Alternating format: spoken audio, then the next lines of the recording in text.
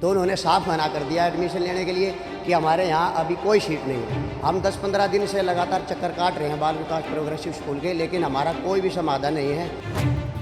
ये प्रशासन से गुहार है जिन बच्चों का एडमिशन कराया जाए, पीछे से टीसी कटवा ली, ना ही पीछे जान के ना आगे जान के।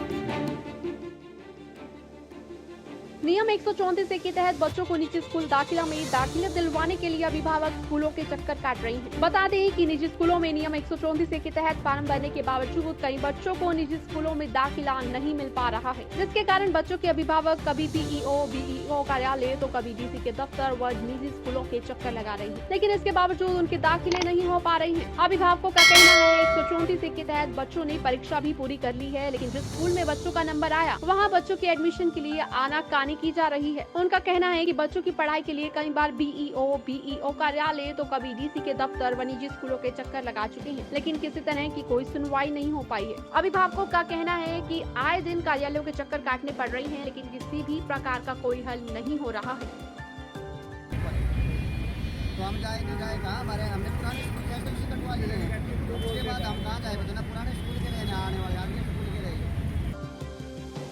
उनका कहना है कि जब भी बच्चों के एडमिशन के लिए गुहार लगाई जाती है तो आगे पर टाल दी जाती है। अभिभावकों ने प्रशासन से गुहार लगाते हुए कहा कि उनकी समस्या का जल्द से जल्द समाधान किया जाए।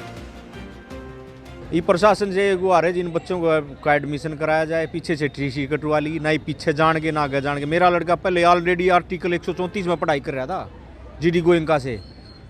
उन्होंने बोला भी था भाई टीसी ले जा, देख के लीजिए कदे आगे ना एडमिशन हुआ है। मैंने उनकी बात नज़रअंदाज करी। मधु अग्रवाल प्रिंसिपल थी, ऑलरेडी 134 में ही पढ़ रहा था।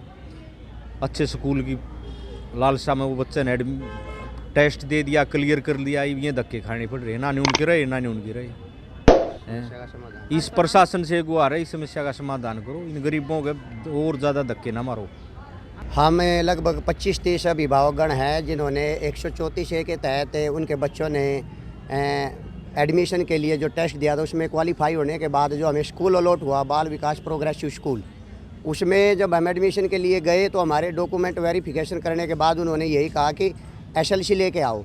हमने पिछले स्कूल से एसएलसी कटवा ली है और जब एसएलसी लेके हम बाल विकास प्रोग्रेसिव स्कूल में गए तो उन्होंने साफ मना कर दिया एडमिशन लेने के लिए कि हमारे यहाँ अभी कोई सीट नहीं है। हम 10-15 दिन से लगातार चक्कर काट रहे हैं बाल विकास प्रोग्रेसिव स्कूल के, लेकिन हमारा कोई भी समाधान नहीं है।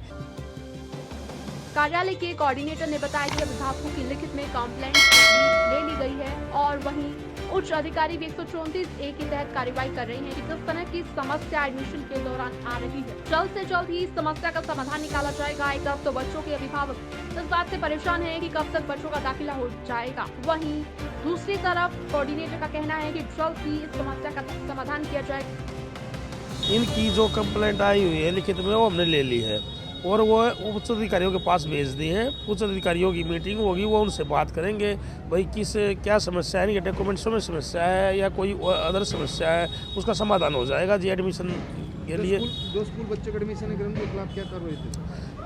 अधिकारी द्वारा कर रहे हैं सर उन स्कूलों का, और वहाँ जाके खुद बात कर रहे हैं अधिकारी, और इस समस्या का जल्दी समाधान हो जाएगा, इनके एडमिशन हो जाएंगे।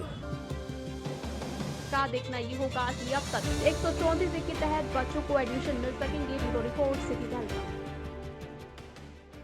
गांव की सरकार ने क्या काम किए पूरे, या फिर लोगों से किए गए वायदे रह गए अधूरे? क्या सरकार की योजनाएं गांव में हो रही हैं पूरी, या फिर ग्राम पंचायत के कार्य रह गए हैं अधूरे? गांव के विकास की, पंचायत के कार्यों की और गांव के इतिहास के सभी सवालों के जवाब लेंगे हम, जवाब देंगे सरपंच साहब।